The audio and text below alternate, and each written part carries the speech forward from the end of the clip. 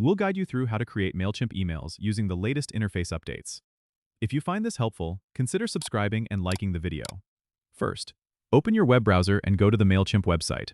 Log into your account if you haven't already. Once you're on the Mailchimp dashboard, look at the left-hand navigation menu and click Create or Campaigns, depending on your account layout.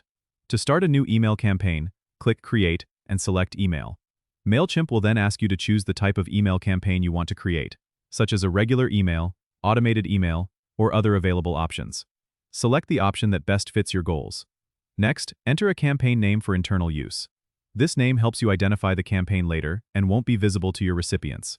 After naming your campaign, choose your audience by selecting the contacts or subscriber list you want to send the email to. You can also apply segments, tags, or filters if you want to target a specific group of subscribers. Once your audience is selected, continue to the email design stage. Mailchimp offers pre-designed templates as well as the option to start from scratch. Choose a template that fits your needs and customize it using Mailchimp's drag-and-drop email builder.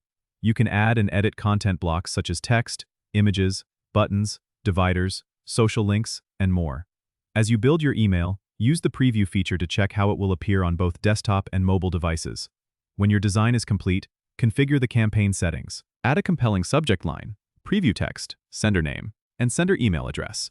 These details play a major role in improving open rates and subscriber engagement. Before sending, review all campaign details, including recipients, content, links, and settings. Mailchimp also provides testing and preview tools to help you catch any issues before launch. Once everything looks correct, choose Send to deliver the campaign immediately or schedule to send it at a specific date and time. Don't forget to subscribe and comment if this helped you out.